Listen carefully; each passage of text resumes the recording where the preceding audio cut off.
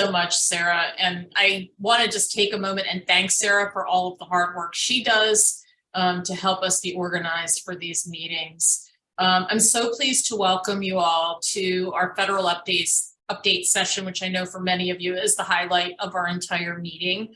Welcome to our East Coasters for the afternoon, and for those of you a little further west, I know it's still morning. We're really glad to see all of you. I'm here with my co-chair, Alex Albanak, and Barb Gardner, who also really needs to get a very warm thank you for all the work she does to coordinate the program along with the program committee. We're really pleased to have what we think will be a very interesting session for you this afternoon, and I'm going to introduce Jean Feldman from the National Science Foundation to kick us off. Jean, take it away. Thanks so much, Michelle, and I am certainly delighted to be here today to provide the NSF update at the FDP January meeting. I am again Jean Feldman. I'm head of the policy office in the Division of Institution and Award Support at NSF. Next slide, please. So we have presented some of these slides before, but our focus really today is to make sure that we can take advantage and provide some late-breaking information, some new information you may not have heard about these topics. We're going to talk a little bit about the renamed NSF Directorate for STEM Education, or EDU, some key points about the upcoming implementation of the Proposal and Award Policies and Procedures Guide here after the PAP Guide. The 23-1 version goes into effect a week from now, so we have some very timely information to present about that in terms of effective date, information about the safe and inclusive working environments for off-campus, off-site research, as well as revisions to the biographical and current and pending other support requirements. Just a few important reminders about a huge change NSF is making from a system perspective beginning on Monday, getting ready for research.gov, and we know many of you out there are already taking advantage of research.gov. And so we're very excited about that. We do want to also point out some other sessions that relate to NSF that are of note, as well as some upcoming NSF outreach opportunities. And finally, we always end with a resource slide, which has direct links to some of our important information. Next slide, please. So let's talk a moment about the Directorate for STEM Education, or EDU. Obviously, many of you are familiar with the NSF Directorate for Education and Human Resources, or EHR. They did rename that directorate, and it became official in October. It is now called the NSF Directorate for STEM Education, or EDU, and the Division of Human Resource Development has now been renamed to the Division of Equity for Excellence in STEM, or EES. As the largest investor in STEM talent in the federal government, the new name for the directorate responsible for really inspiring and unleashing talent across our nation should represent the work that NSF has been doing for decades and certainly into the future. And NSF believes that these new names better represent the work NSF has been doing for decades in education, research, and broadening participation in STEM, and will help taxpayers and the public better understand our work in these areas now and in the future. Next slide, please. So let's move to a topic of great interest to many of you, or the PAP Guide. We're going to start with some important commentary about the effective dates. This particular PAP Guide is unique because there are really 3 separate and distinct effective dates for this document. And I'd like to walk through these now. The first overall is January 30, 2023, and that is the overall effective date for the entire document. 1 week from now, this document goes into effect. Based on our comment period, however, we heard very loudly and clearly from the community where there were 2 areas in particular where additional time is necessary or would be necessary for the community to have sufficient time to make changes to policies, procedures, systems, and training for your faculty and staff. So let's talk about the first one. The first one is has to do with responsible and ethical conduct research, RECRA. CHIPS and Science impacted RECRA. And given the changes to RECRA, we needed and the community needed additional time. So going into more details about RECRA changes in a bit, but we did hear you that more time was necessary. And so I wanted to make it clear that the effective date for RECRA alone and the implementation of these requirements, once again, is July 31st, 2023. We also heard from the community that the community needs a bit more time. When we put out the PAP guide for public comment, we said Science CV mandatory beginning that effective date in January 30, 2023. And the community said, hold up, we really need more time. So effectively, currently, we have two different formats that can be used to submit the biographical sketch and current and pending support, the NSF fillable formats and Science CV. Again, we talked about an earlier implementation to Science CV, and the community asked for more time. So we listened to you, we heard you, and we have revised the implementation date for mandatory use of Science CV to October 23rd, 2023. That is when our systems will enforce it. We have ways to know in terms of the header that's provided in the document submitted to NSF, whether Science CV is used or our fillable format is used. And so beginning October 23rd, mandatory use of Science CV only for all senior personnel for both the biographical sketch and current and pending other support. Next slide, please. So now I'm going to talk a bit about safe and inclusive working environments for off-campus or off-site research. So we made a change to this requirement from the draft PAP guide. You may have noted in the draft PAP guide that there was a requirement for a plan for safe and inclusive workplaces for fieldwork, vessels, and aircraft research. The draft PAP guide was requiring that proposals that included research in the field include what we were calling a PSI FVAR plan as a supplementary document that would be reviewed as part of the review process. However, when it finally came to being done, in lieu of actually submitting the plan to NSF, the final PAP guide that will go effective on Monday will require AORs to submit a certification that the organization has a plan in place for that proposal regarding safe and inclusive working environments for off-campus, off-site research. Again, you will not submit that plan to NSF. How do we define off-campus and off-site research? This is a little bit different than the draft guidance based on the feedback we received. It's defined as data, information, or samples that are being collected off-campus or off-site, such as on fieldwork and research activities on vessels and aircraft. Once again, the plan itself is not submitted to NSF as part of the proposal.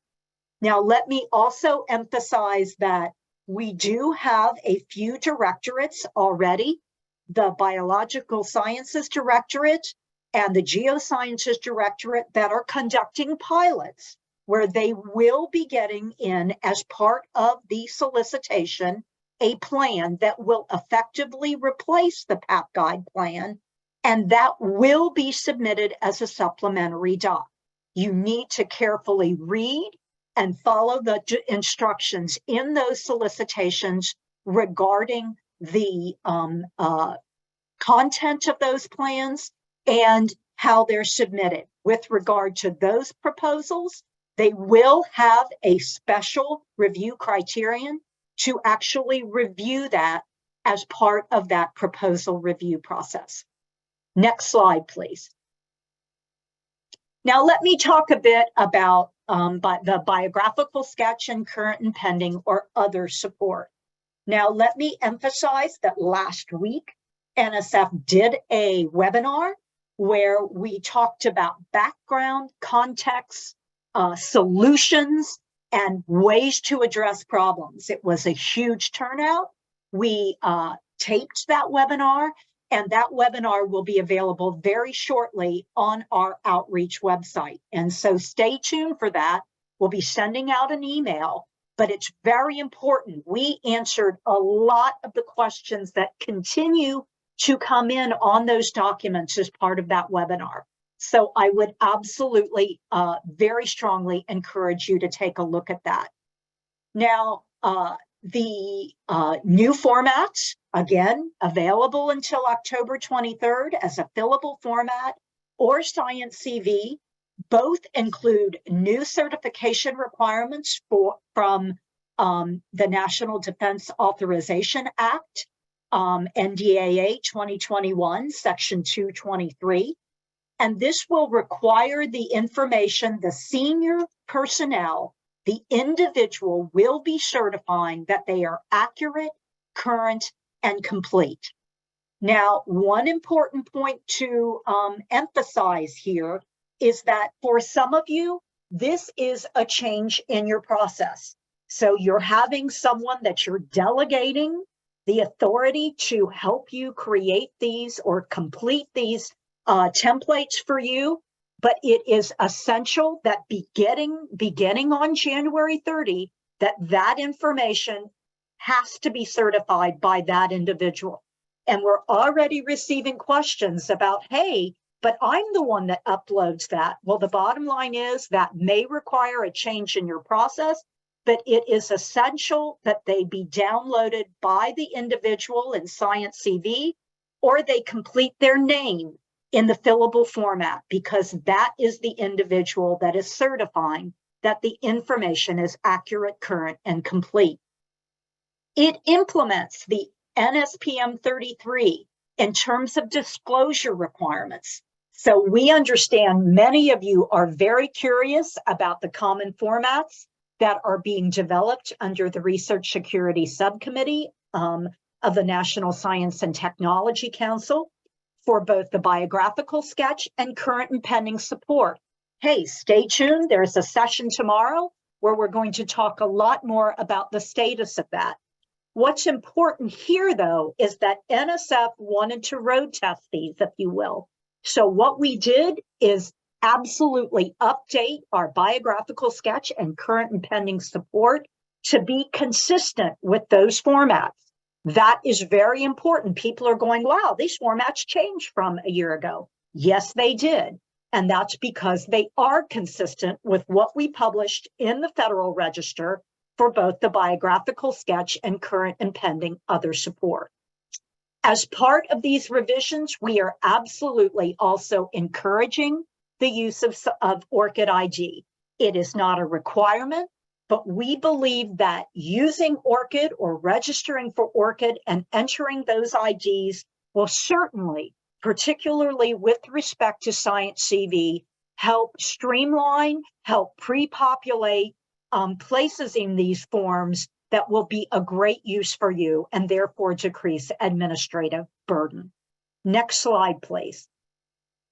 So now, sorry, my slide didn't go down. What we're also hoping, sorry, let me get to the next slide. You understand is that there are some changes to the initial disclosures and the update correction requirements with this PAP guide that starts 30 January 2023. Now, many of you are already aware of the first bullet. At proposal submission, senior personnel submit collaborators and other affiliations, the biographical sketch, and current and pending other support. You submit that at the time of proposal submission for all senior personnel. Now, we also have a new requirement. updated current and pending support, and it may be requested, and that's a may, by NSF program staff. When might they ask that? They may ask it if they are considering a funding decision for that particular proposal. If they are, they will send out a request to the senior personnel to update their current and pending other support information. Now, some of you may say, but we've got no update to provide. Then you would simply provide the updated current and pending support for Science CV. The certification will reflect, obviously, the individual's name and a new date and time. For the fillable format, you will be submitting an updated, if there is an update, and it would have your name and a new date. Now, some of the questions we're receiving about, well, what do we do about, updating information, or how do we more effectively use these templates? Really, really good questions that people are asking. And so we want to make sure people understand that for the fillable formats from now until that October 23rd, when you are certifying the current and pending other support, you are entering your name and the date. And folks are going, okay, well, do I need to use DocuSign? Do I need to electronically sign? Do I need to somehow add an additional electronic signature? The answer is you do not at that time, not either for when you're submitting at proposal submission or for the updates, because we really are only using these fillable formats for a very, very short time until October. And so we did not want to implement an incredibly robust electronic signature requirements for something that is going away very, very quickly. Now, post-award, if the AOR discovers that a disclosure should have been submitted at the time of proposal submission, but was not, they have 30 days to submit a post-award request to NSF. Now, we have had this requirement in place for a few years now, and I can effectively say that we have added with this new PAP guide, beginning January 30, a new post-award request for just that purpose. You were using, when you needed to make these post-award notifications, up till January 30, you were using the other request. Now there will be a special post-award notification for that purpose. The reason is that we found folks did not have enough information or enough space to complete all the information that was necessary. So we built out a new notification for that purpose. And then project reports. Again, this is something that has been around for some time. PIs and co-PIs specify whether new active support has been received in their annual and final project reports. If yes, they have to include an updated current and pending or other support information. Next slide, please. Now, let's talk again, just to serve as a reminder that both Science CV and the fillable formats can be used through October 22nd, 2023, and that use of Science CV only will be mandated for proposals submitted or due after October 23rd. We're getting folks, though, that want to get really excited and want to submit proposals now using these formats. You can't. We have put them out there. In fact, when we did our webinar last week, we emphasized that we put out new templates for the fillable formats last week, January 19th. And for Science CV, those are coming very, very shortly. But the bottom line is you can't submit them now. You can only submit them after October 30 when they do go into effect. So those are some of the, we're trying to build into here some of the questions and answers that I'm answering so that folks can take advantage of this information and share it with those on your campuses. Next slide, Jane, please. can you hold that thought for one moment? Yes. Sarah, can you advance the slide 2 times because we're 1 slide off? Next slide. There you Okay. go. Oh, I'm Thank sorry. you. Thank you. Sorry, it's the next slide. There we go. Thank you, Michelle. Appreciate that. I don't want to be off sync here. So get ready for research.gov. Actually, you should already be ready for research.gov. This is something that we have been preparing you all for many years, actually. And we are now ready to do this. And our numbers absolutely support this. 99% of proposals are coming in via research.gov. But we also understand that there are proposals that are currently in the pipeline that have been submitted in FastLane. And we want to make sure that you understand what the timing is for those particular, yes, much praise to the research.gov team, came in as a comment. Couldn't say that more. We've worked very hard on this, folks. So let me let you know what some of those timelines are. So when is your last day to submit a new proposal? So the last day in FastLane to submit a proposal is Friday, January 27th, 2023, 5 p.m. submitters local time. Last day to submit PFUs, proposal file updates, or budget revisions in FastLane. Obviously, we need to give a little more time for this because some of them submitted in FastLane are in our review process. And so we wouldn't know whether budget updates or proposal file updates are available now. So we have given some extra time. The last date to submit PFUs or budget revisions in FastLane is Friday, September 29th, 2023. 5 p.m. submitters local time. The last day to download FastLane submitted proposals and print FastLane in progress proposals PDFs is Friday, September 29th, 2023. So those are very important dates. I know we're going to get very close to the end of September and people are going to say, what are those dates again? We need to make sure you're right. These are right. So you may want to write these down and have them ready for you so you're ready for that big change of where things that were originally submitted prior to January 27th can be taken care of and you can do the necessary changes to those proposals that you may need to make. Next slide, please.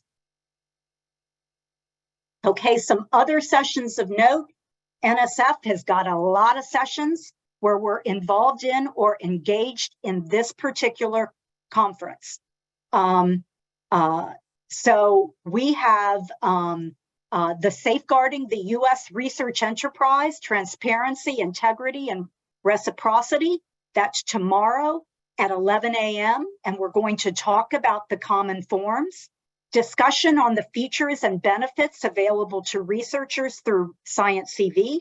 That will be presented by Bart Traywick from NIH, who leads the Science CV team.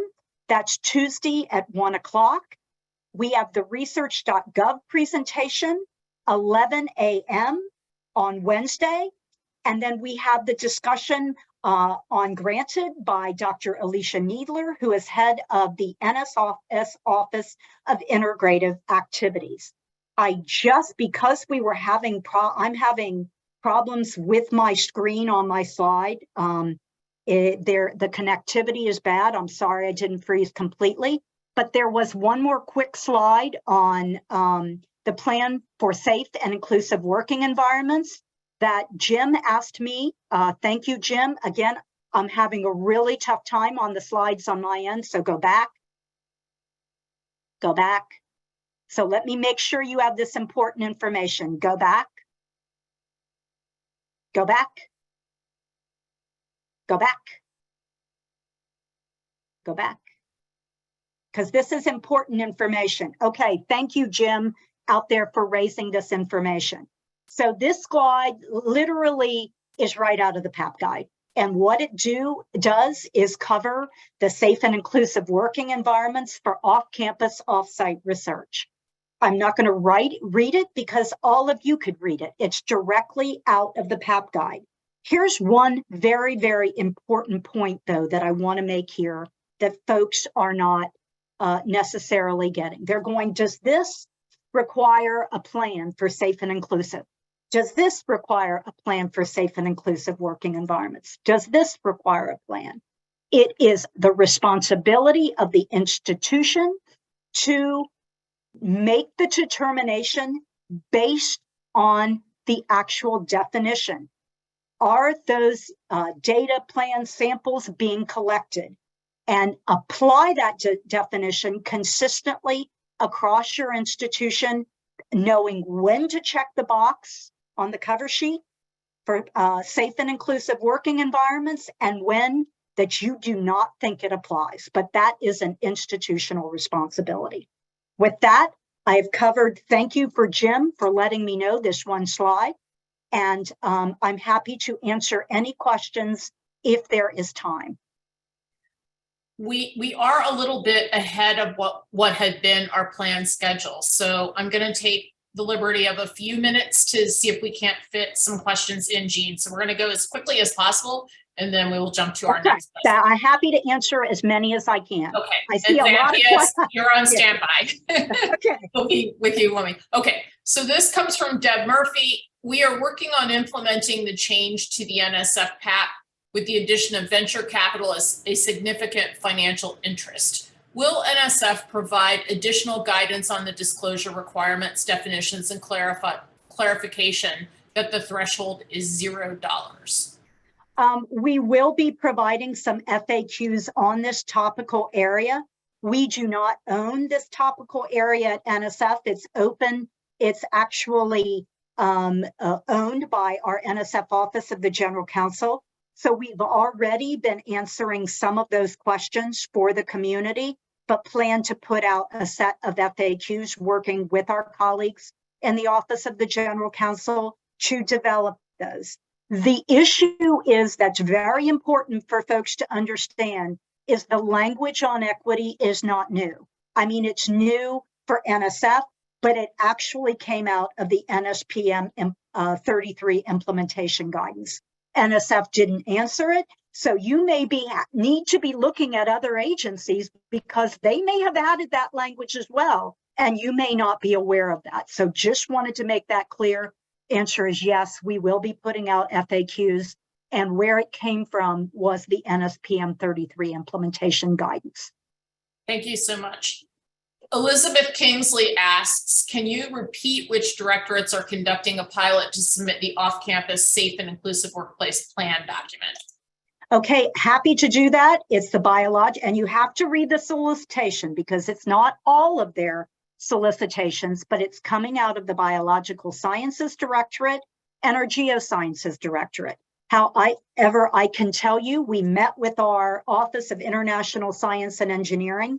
They have a global solicitation that they are working on, and they plan to use, and when we implement it, the requirements will be consistent from bio to geo to OISE. We will be using exactly the same language and exactly the same review criterion for those.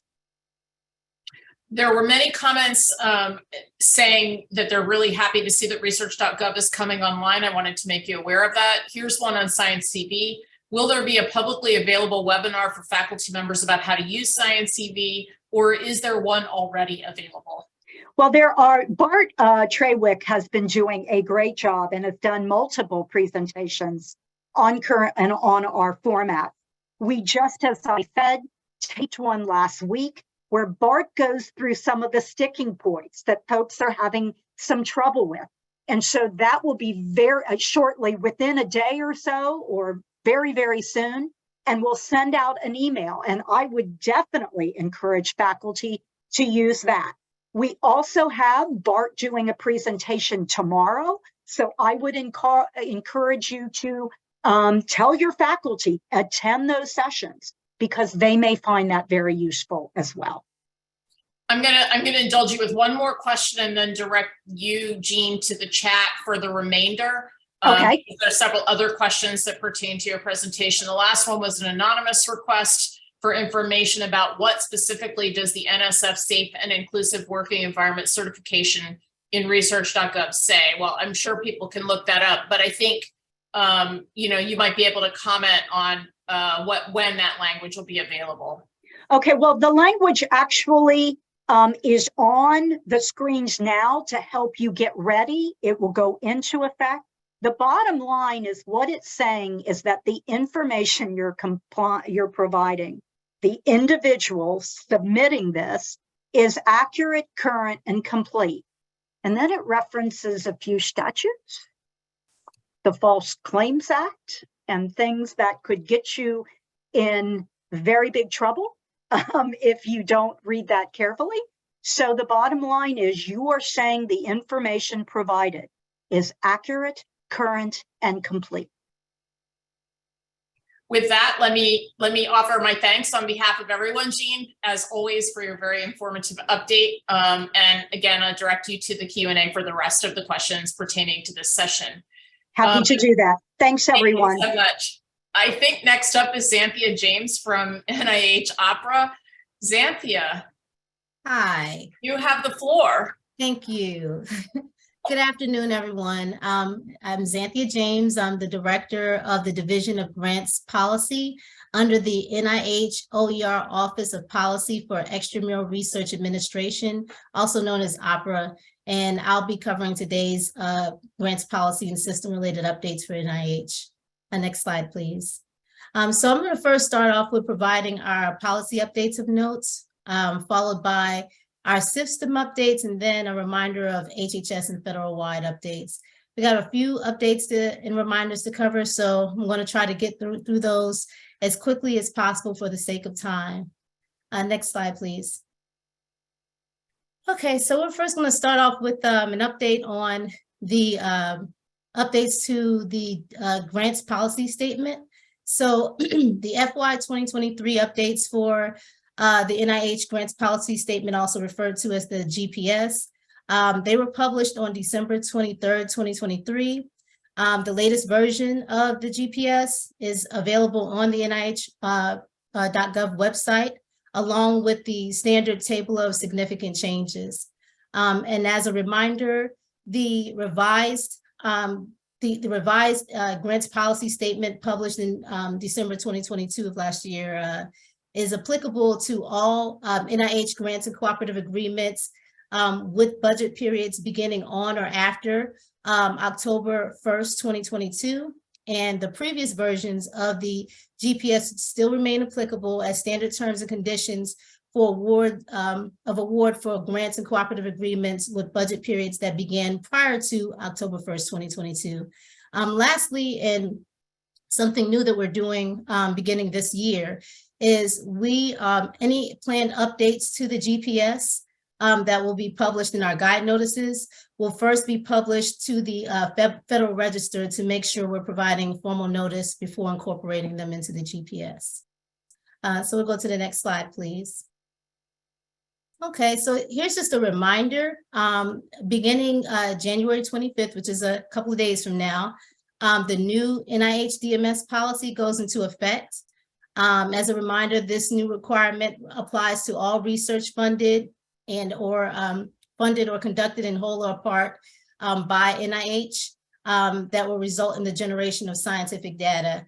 And applicants are basically required to submit a DMS plan describing how that scientific generated data, the scientific data generated rather, during the period of a funded project would be shared. Also, recipients are going to be required to demonstrate compliance with the NIH approved plan submitted as a part of the the applicant's application. Next slide, please. Okay, and just as a reminder, we do have data management and sharing online resources namely the website, the NIH scientific data sharing website, provides some very helpful information for applicants and recipients. And we ask that if you have any questions concerning the DMS policy, that you submit those questions to the sharing@nih.gov mailbox, and our subject matter experts within the NIH Office of Extramural Research will promptly respond to your questions. Next slide, please. Okay, so now we have I want to cover a few updates that we have related to our natural disaster policies. So NIH recently issued guide notices to remind recipients and applicants of the, of the administrative relief that's, being provided to recipients and applicants impacted by natural disasters. So on October 3rd, 2022, we issued NOT OD 22-221, which basically reminded the recipient, the applicant community of the available administrative flexibilities that NIH offers for both applicants and recipients affected by Hurricane Fiona and Ian. This was actually followed by a second guide notice, as you can see, NOT OD 23022, which provided the OMB single audit extensions for recipients, and applicants located in geographic areas affected by major disasters, to include Alaska, Florida, South Carolina, North Carolina, and Puerto Rico. We are actually in the process of issuing a new guide notice that'll be published any day now.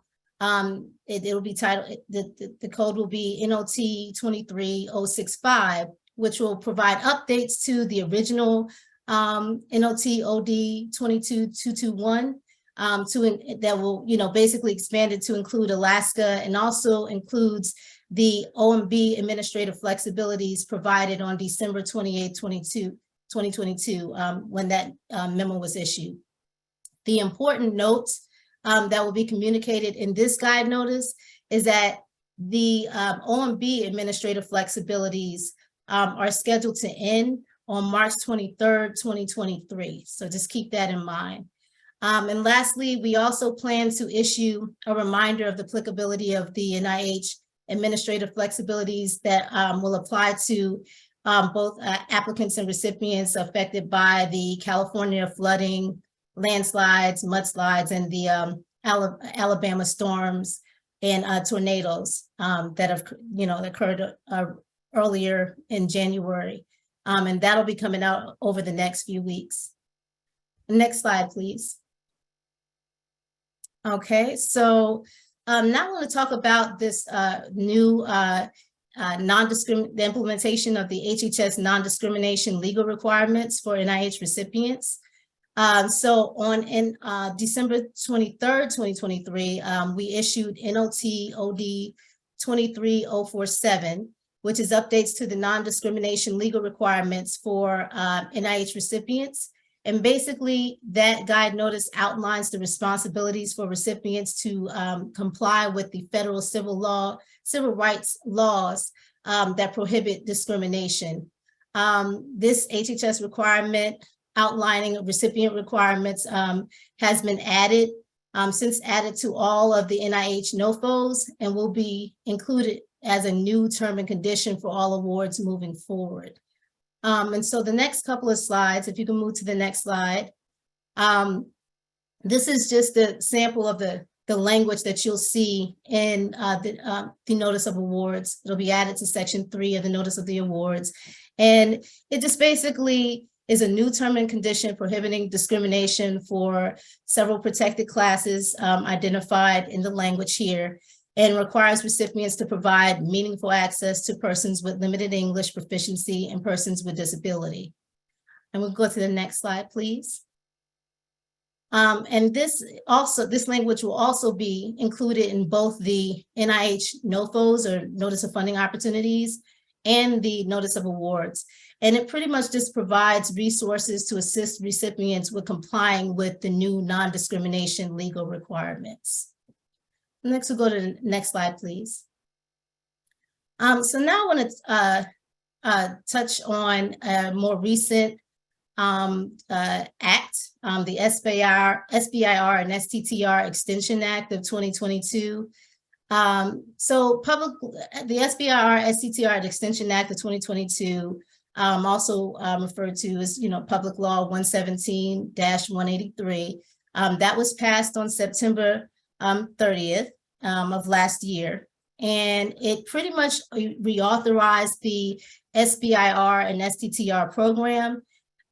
There were a number of requirements that were, number of new requirements issued for both, recipients and federal agencies. But for the sake of this conversation, I'll just focus on those key provisions that are required for SBC recipients.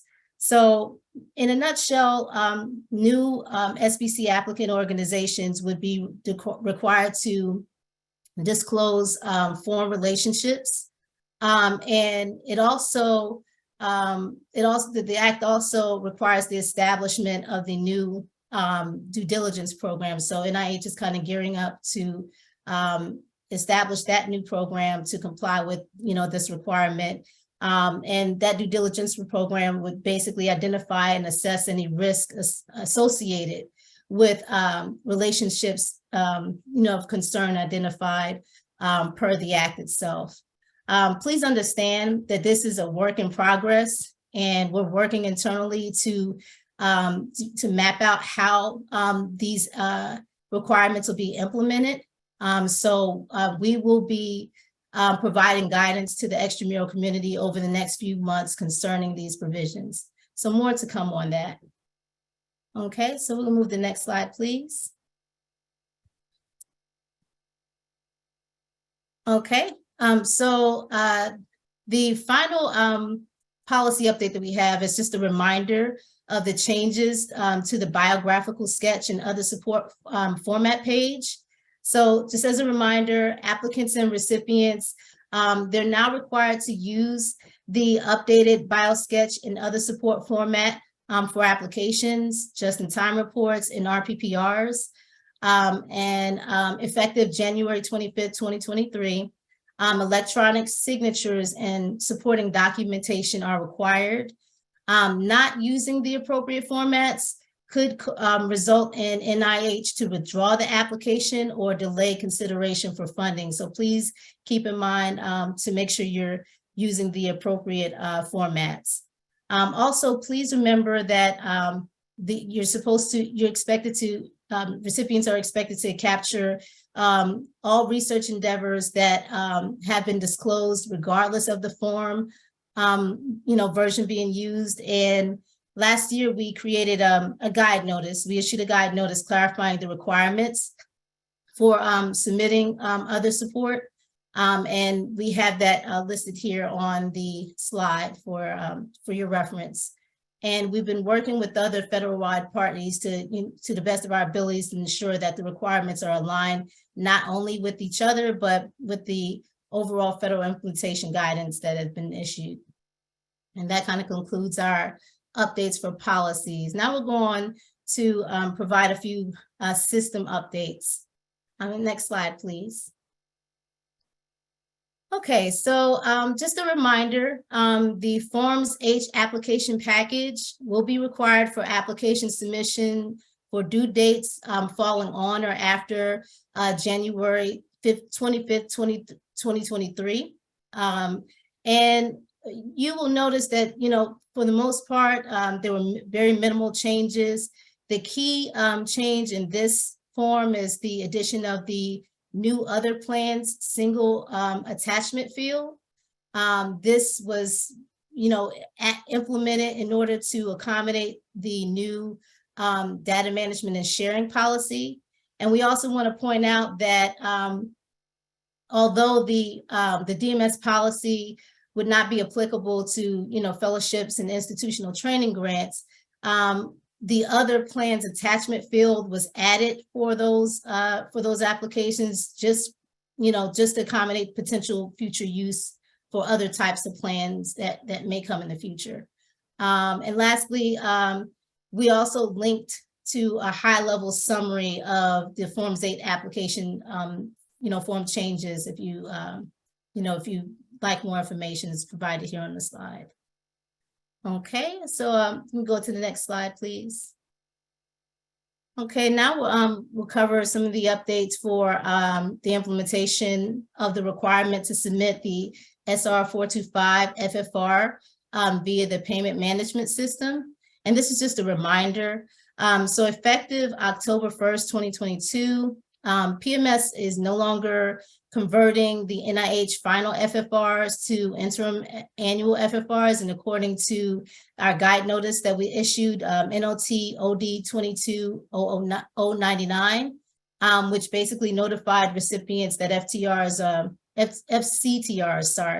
are no longer required to be submitted 30 days after the end of each calendar quarter. Also want to note that we are aware that recipients have reported some significant errors and challenges with this transition. So in order to accommodate this and provide leniency as appropriate, NIH requested for PMS to relax some of those validations impacting the final FFR submission. And also given the significant impact, agencies will, continue to do that where these challenges these challenges are presented to recipients to, aid them in submitting timely FFRs. For any recipients that are experiencing this issue, we ask that you please notify your designated grants management official of any sort of delays, and retain the documentation related to this flexibility, just in the event that there's an audit in the future. Next slide, please. Okay, so the final system-related update I wanted to make you all aware of is the new ability to bypass the 2 business day viewing window for administrative supplements. This new functionality was implemented on October 27th, 2022. So it's fairly new, and it basically offers applicants the option to bypass the 2-day viewing window through a new verify action that can be selected by users with the SO role in ERA, in the ERA common status. This verify action acts to move an administrative supplement application forward for agency processing without having to wait for that application viewing window to expire. And please note that if once this bypass option is selected, the SO basically forfeits the organization's ability to reject or make further changes to the application. So it's important that you carefully review the application prior to using the verify action to mitigate the need for, to avoid basically the need for resubmissions. And basically once the SO verifies that they want to bypass that viewing window, NIH will automatically forward the request to the appropriate grants management and program staff for consideration. Okay, and we'll go to the next slide, please. Okay, so we're now just going to move into our HHS and federal-wide system updates. And I just have one reminder. We go to the next slide, please. So this is just a quick reminder related to NIH's response to the registration issues in SAM.gov that applicants and recipients are currently experiencing. So as we may all well be aware, GSA implemented a new process in SAM.gov to validate entities as a first step to requesting a UEI and for completing the SAM.gov entity registration. Unfortunately, due to the high demands of the system, GSA is kind of experiencing delays in the SAM process used to update or renew an entity registration. So in an effort to acknowledge these system challenges and assist and aid recipients and applicants, kind of provide them relief for that, NIH has made an exception to the late application policy until this issue is resolved. So basically, if an applicant entity does not have a current SAM registration or renewal at the time of, or it hasn't, processed their renewal at the time of application submission, due date, NIH will accept the late application within the 2-week late window, as long as the entity is, basically submitted all of their SAM registration or renewal documentations at least 2 weeks prior to the application due date, and all other aspects of the application are compliant and consistent with the NOFO requirements. So this means that the applicant needs to ensure that their application cover letter includes the documentation demonstrating that the SAM registration or renewal request was submitted prior to the application due date. And this could be in the form of a confirmation email or a screenshot. Also, what's also important to note is that an automatic 30-day extension was implemented for any SAM.gov entity registrations needing to be renewed, in which the expiration date ranged between Friday, April 29th, 2022 and April 28th, 2023. So again, this is automatic, so there's no need for the registrant to take any further action to, get that extension. And organizations, as a reminder, basically organizations that do not have an active SAM registration cannot be issued an NIH award. So, we definitely have to have that involved before an award is issued. And that ultimately concludes my presentation for today.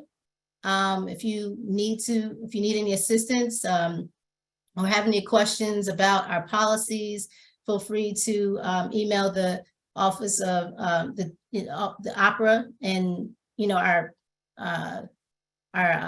email addresses are there available for you. We also have the Division of Grants Compliance and Oversight for compliance related issues.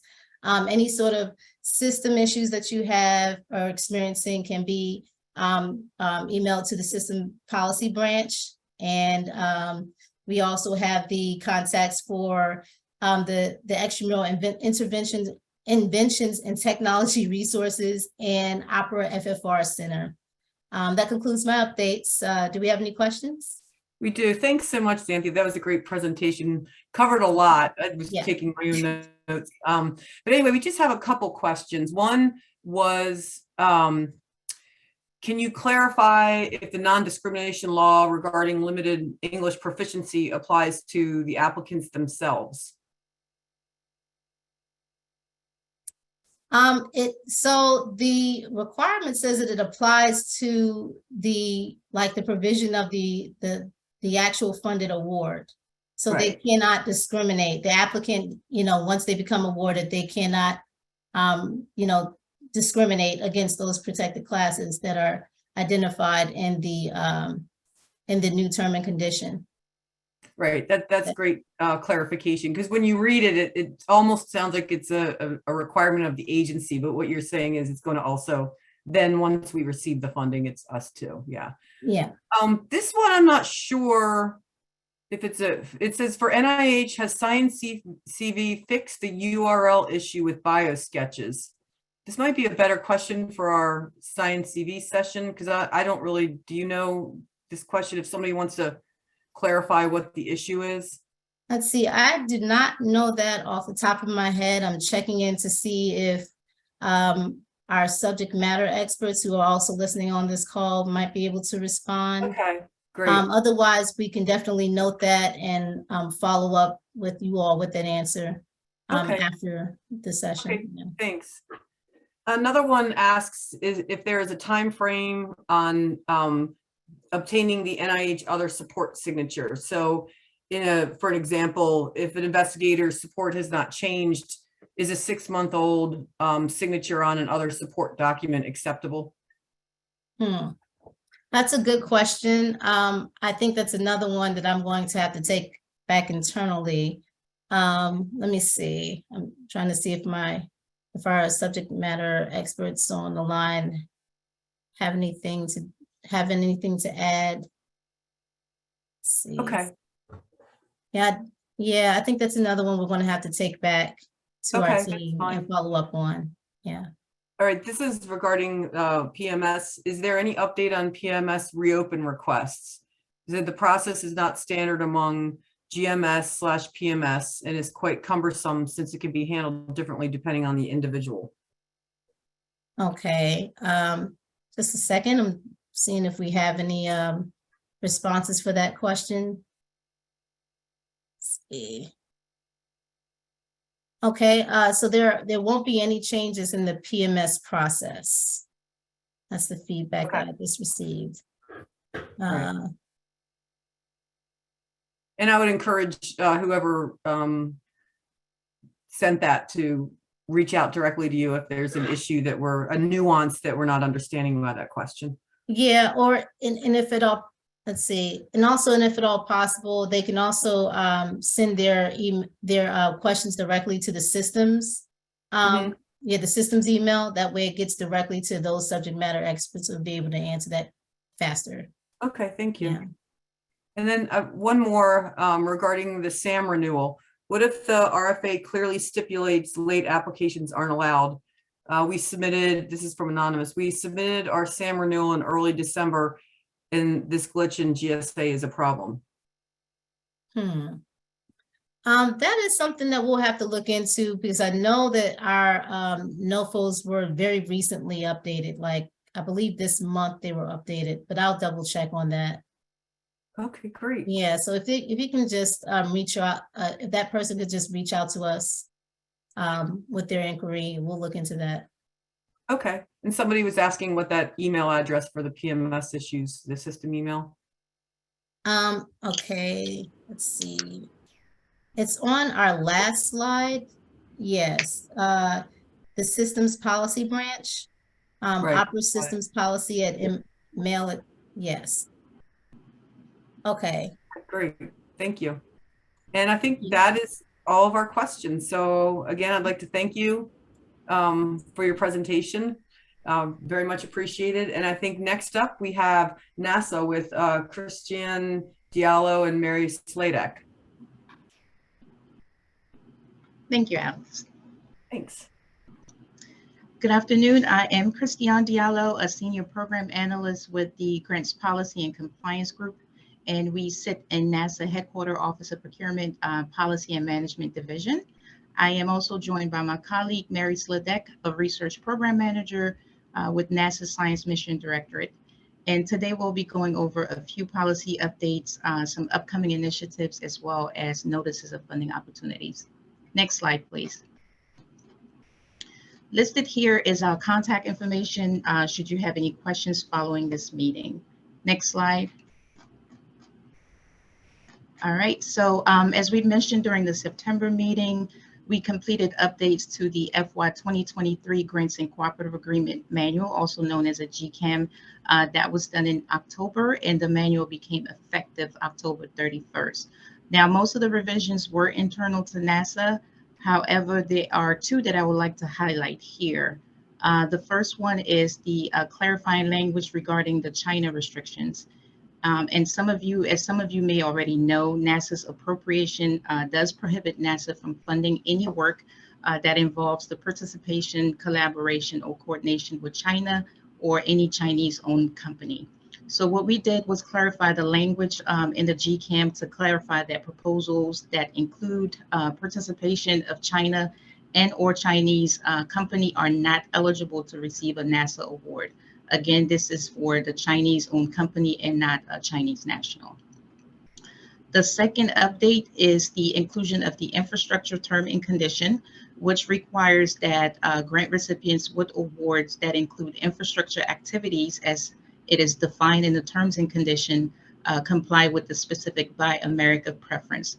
So what this means is that all iron, steel, and manufactured products that are used on the projects, NASA projects, be produced in the United States.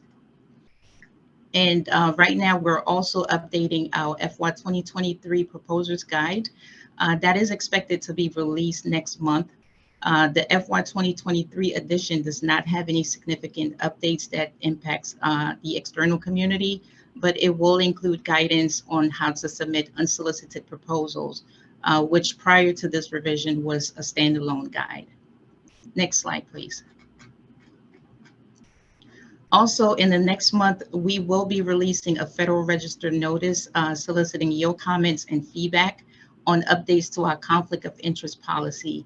The new policy, the updated policy rather, would require grant recipients to maintain written and enforced policies that required covered individuals to disclose conflict of interest, conflict of commitment that are both foreign and domestic to the recipient entity. The recipient's policy must also include a designated official who is responsible for reviewing the disclosures for covered individuals that are planning to participate in NASA awards and determining whether or not there's a conflict that exists. And if so, determining actions that have been taken or shall be taken to eliminate, manage, or reduce the conflict.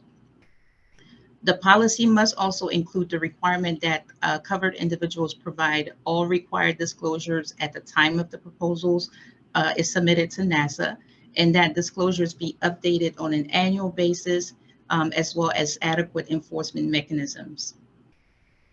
NASA recipients will be also required to eliminate or, where appropriate, manage, reduce, or the disclosed conflict, and disclose to NASA any conflict that cannot be eliminated, managed, or reduced. The updated policy will also provide clarification regarding enforcement actions that NASA will take in the event that the recipient fails to disclose. Finally, there will be a new term and condition that requires award recipients to comply with the disclosure requirements as outlined here. Next slide. All right, those are all the grants policy updates that I have. I will now turn it over to Mary to go over some of the Science Mission Directorate updates.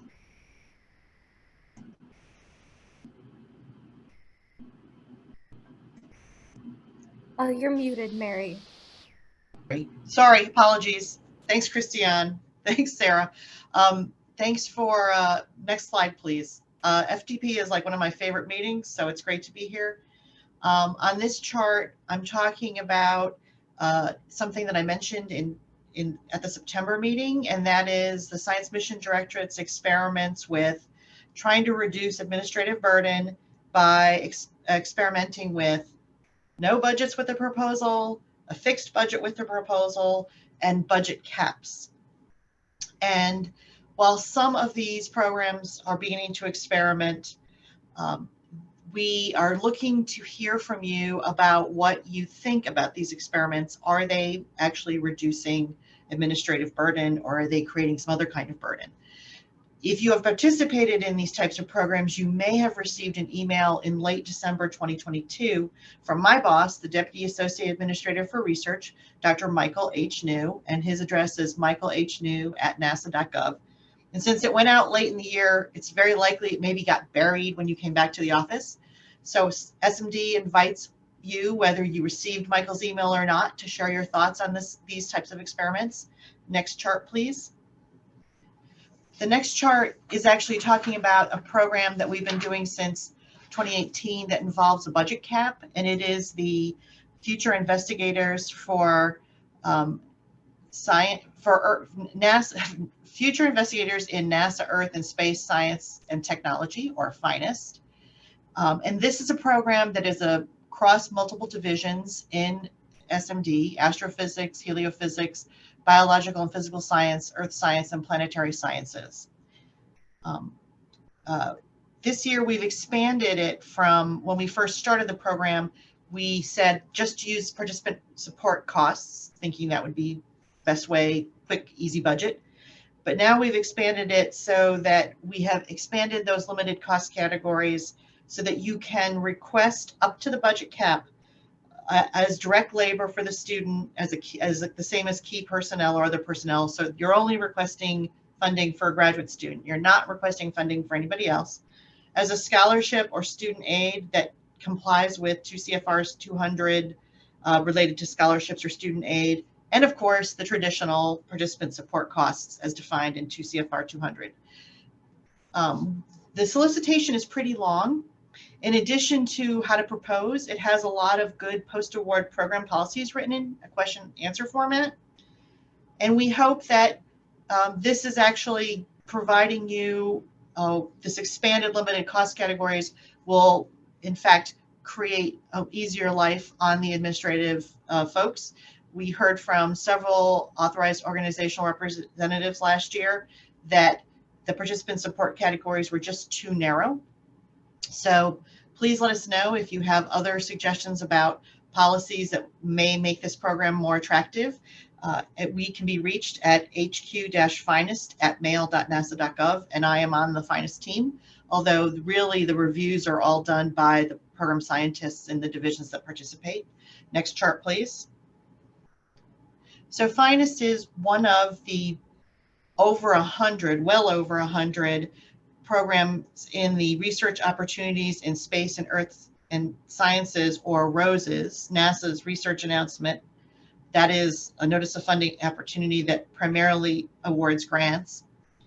ROSES is a dynamic and omnibus or compendium. We tend to think that everybody already knows about ROSES, and so we just call it ROSES. But in fact, you may not be familiar with it. So ROSES has a couple of tables that display the many programs, elements in ways we think makes it easier for proposers to find them. They're ordered by disciplinary division. That is by the funding division's name. And then there's a table that also lists the programs in order of due date order. Since we release this every year, it's necessary for you to make sure that you're bookmarking the correct ROSES. So ROSES 23 is due out around Valentine's Day. That's February 14th. And you also have the option of downloading a Google due date calendar, and the link for that is on this chart. Next chart, please.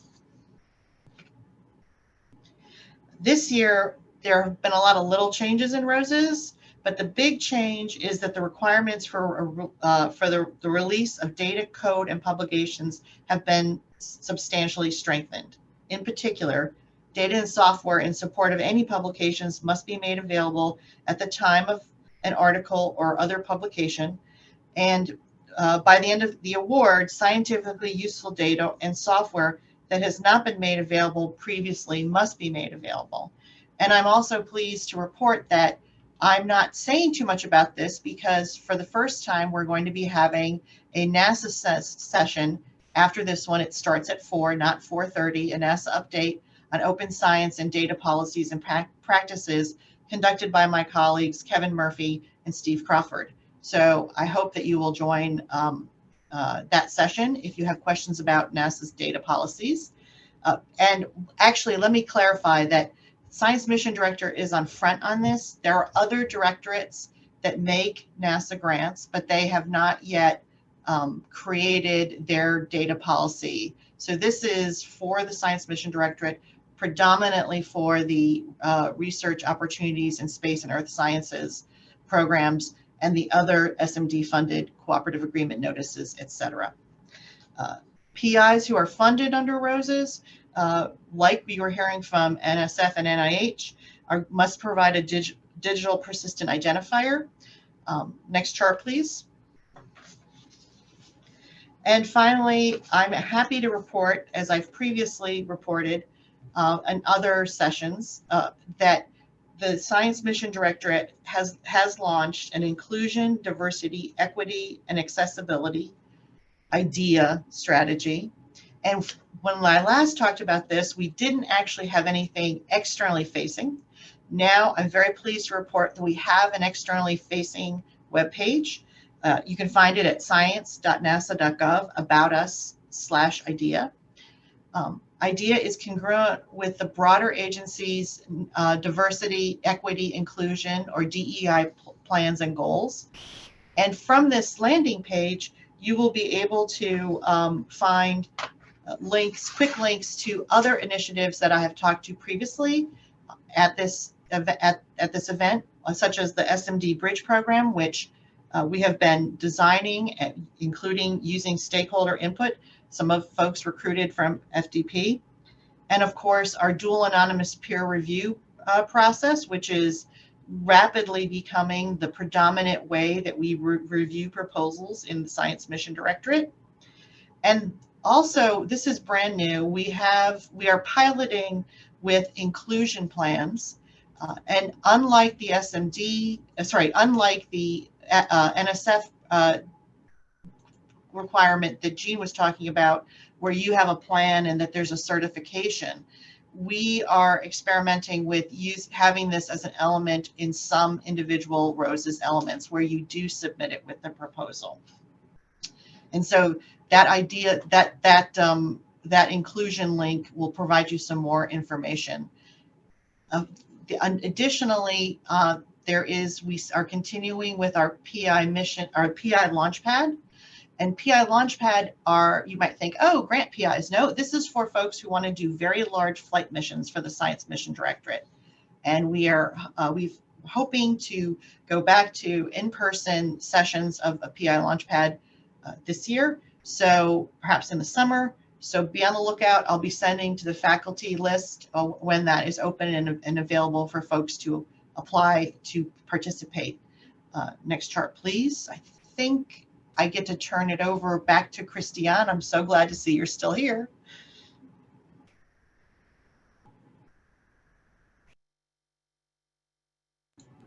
Thanks, Mary. No problem. Yes, just fixing my mic here. Thank you. The next two slides includes a list of upcoming opportunities within our Space Technology Mission Directorate and the Office of STEM Engagement. As you can see here, I'm not going to go through the information here just in the interest of time, but this particular opportunity, the due date for the proposal submission is the end of January. The eligibility requirement is all accredited U.S. universities with teaming partnership. And if you'd like to get additional information about the opportunity itself or upcoming opportunities within STMD, you can access it via the link that's here on the chart. Next slide, please. All right, the next opportunity is out of the Office of STEM Engagement, and this is with the Minority University Research and Education Program for women's colleges and universities. Proposal due date for this particular opportunity is on April 17th, 2023. It is open to all women's colleges and universities only. And for additional information, you can also access our Inspire's website. If you have questions, please feel free to direct it to the email that is listed here. Next slide. Next slide. And this is our final slide, just a list of links and resources. One particular one that I want to point out is the NASA's Minority Serving Institution Exchange. This particular site provides information about MSIs throughout the country, and it also offers capability statement for those MSIs. There's also an MSI engagement newsletter that goes out twice a week. So if you are interested in receiving that newsletter, please feel free to register on the link that is posted here. That is all update that I have. I will now turn it over to the next presenter. Thank you so much, Christiane and Mary. We really appreciate your update. There are two questions from the Q&A that I want to offer, and I think we have time for those. So one is, will there be thresholds for NASA's COI policy? Will it fall in line with NSF COI or PHS COI? Oh, Christiane, I don't know the answer to that question. Do you? Yes, I'm sorry. I'm trying to read chat at the same time. Yes, unfortunately, I don't have the details of that, but we are putting the FRN next month, and we can definitely get the answers back to you all. And related, there was a question about when the Federal Registration announcement about the COI policy might come out. So it's kind of all things COI. Yes. Yes, right now we're working with our PRA team to get that out. They have it in their queue, so they're reviewing it. We're hoping to get it out by the end of January, if not beginning next month. It does take a little while to get things posted on the FRN. Yes, it's actually a little bit longer process than I expected. Thank you. I think that is our questions for now. We really appreciate your presentation. And Mary, thank you for always posting to the faculty listserv for the FDP. Believe me, I get lots of messages about that, and people are always really appreciative of that. Now I want to turn it over to Jennifer Robbins from EPA. You are next. Hi, Jennifer. Hi, I'm Jennifer Robbins. I'm with EPA's Office of Research Development, the Extramural Planning and Coordination Branch, and I just have a few updates today. There we go. Next slide, please, once you get it. We'll be going over some upcoming funding opportunities, class waiver we got, and then some resources for grantees. Next slide, please. These are research funding opportunities that we hope will be posted in the next month or so. There's one on coastal resilience, sustainable green chemistry, antimicrobial resistance in wastewater and sewage sludge treatment, air quality information, and cumulative impacts assessment. None of these are posted right now, but they should be soon. Keep an eye on our website listed there for updates and new opportunities. Next slide, please.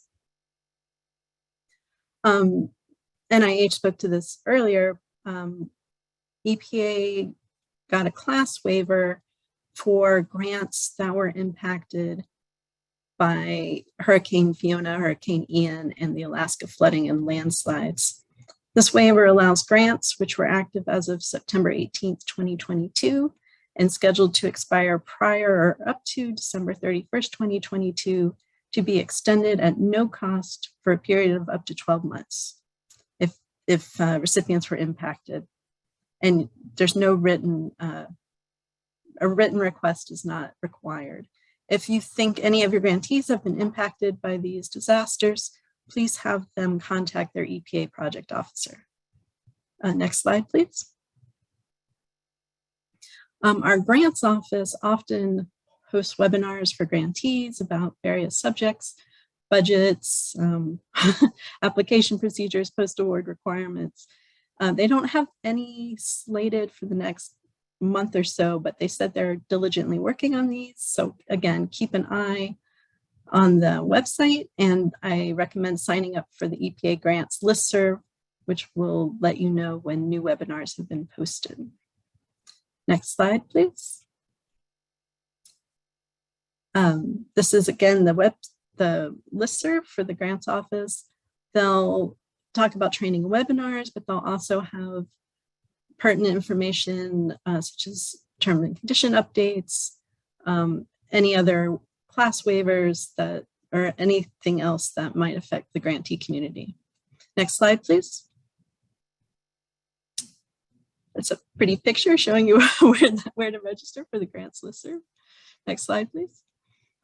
And then there's also a research grants listserv, and this comes out of my office. They'll keep you posted with upcoming grant topics, and for each research opportunity, the project officer usually hosts a webinar so people can ask questions about the subject matter and requirements for the RFA. So again, please, if you're interested, sign up for the research grants listserv. Next slide, please. And that's my contact information. But let me know if there's anything else you need and I can try to find the answer. That's it.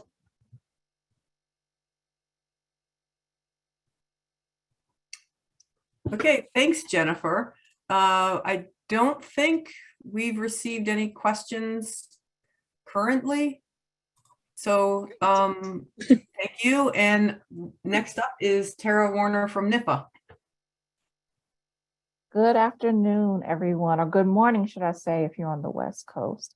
I am Tara Warner. I am from USDA NIFA's Office of Grants and Financial Management, and I am the Financial Management Division Director today.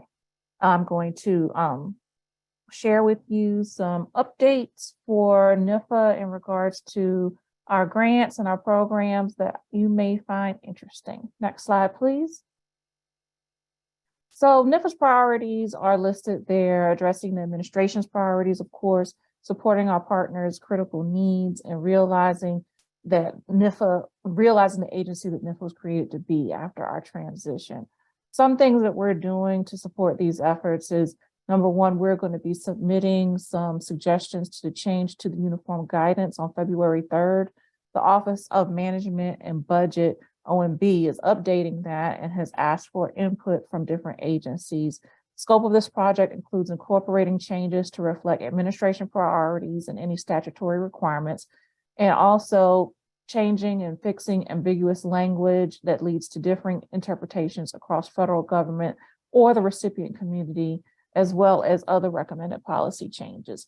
So their goal is to improve the guidance to the extent possible in order to make it more precise and clearer for the end user, and policy changes to incorporate statutory requirements and administration priorities, reduce recipient burden, agency burden, and to address sections that, for recipients and agencies have interpreted in different ways, and also to clarify policy by rewriting applicable sections in plain English, improving the flow, and addressing inconsistent use of terms. Next slide, please. So these are a few of our USDA priorities. We are addressing climate change via climate smart agriculture and forestry. We're advancing racial justice, equity, and opportunity. We're creating more and better market opportunities, tackling food and nutrition insecurity and food safety, and also making USDA a great place to work in general. Next slide, please. So in regards to climate change, you can see here some of the things that we're doing in regards to that. We have a NIFA Climate Adaptation and Resilience Plan published. We're exploring programs for climate change related funding opportunities, advancing environmental justice via the White House Justice 40 initiative, creating a new vision for leading the climate change research funding, and developing a 10-year roadmap for land grant research, education, and extension. Next slide, please. So in regards to nutrition security, these are some things that we're doing in order to address those. We do have a webinar series that there is a link below. When you receive this slide deck, there is a ton of information on that page in regards to nutrition security and the webinar series that you can sign up for or you can attend in order to find out more information. Next slide, please.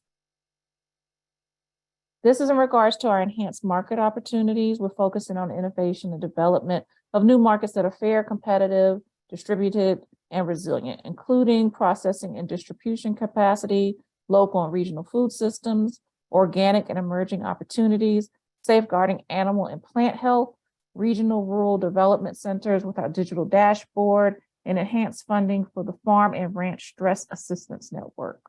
Next slide, please. Here we have our DEIA initiatives. We are focusing on 4-H and youth programs, grantsmanship. We are focusing on diversity, equity, inclusion, accessibility in our recruitment, and also in our general work processes. Next slide, please. We're addressing the needs of our partners. We're funding collaborative projects to actually deliver real life solutions. We're listening through different input sessions from our partners and our stakeholders. We're adding more webinars and feedback sessions, which we actually are addressing because we did receive feedback that people wanted more of those. We're focusing on improving our customer service. We're enhancing the 4-H headquarters with strong, experienced leaders and new science advisors at our land grant universities. And we're hiring strategically to provide for better support. We recently went completely remote, except for those who choose to go to the office, which is a very, very small part of our population, but that allows us to be able to hire from all over the country to get the best possible people for NIFA. Next slide, please. So this is NIFA's support to responding to emergencies. Our Smith Lever program, both the competitive grants program and our 1890 extension capacity funding is addressing emergency preparedness, and the extension capacity funds make sure that we have trained agents on the ground ready to respond. And we also have a program, Rapid Response to Extreme Weather Events, AFRI A1712, Foundational and Applied Science, and supports urgent solutions and rapid response to extreme weather, and a rolling letter of intent deadline is associated with that. Next slide, please. So realizing NIFA's potential, many of you know that we transitioned from the Washington, D.C. area to the Kansas City metro area back in 2019, which had an extreme effect on our staffing levels. So we are now almost fully staffed and still working towards getting a fully staffed NIFA workforce. We're continually working on process improvement, on increasing our customer service for our external and internal customers. We do have a new website that has been launched. If you want to go check it out, it has a new feel and look to it, and it's definitely more user-friendly. We've also updated that due to feedback that we had from stakeholders saying that the website was a little difficult to navigate. Re-engineering our RFAs and our NIFA reporting system. Next slide, please. This is just a slide of pictures to show what efforts that we are involved in for food and nutrition. We are together on a mission, and as USDA's slogan says, we want to feed everyone. So next slide, please. Any questions, please put them in the chat or the Q&A to be addressed. Next slide, please. And that is our non-discrimination statement. You can see more about that at www.usda.gov/non-discrimination statement. And thank you. Thank you so much, Tara, for that update. It's great to see all of the new developments that are happening, the new website, hiring plan, the remote workforce. All of this is really, I'm sure, very welcome by the community. I don't see any questions in the Q&A, but we will keep you posted if people do send them, and we'll forward them on to you.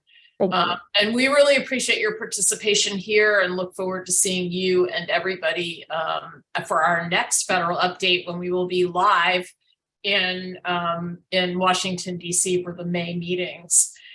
That concludes our federal update for today. I want to thank all of our presenters and my colleagues, Alex and Barb, for helping have us be organized today, and for all of you.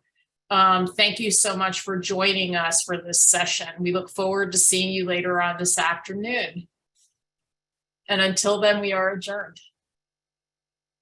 Bye, everyone.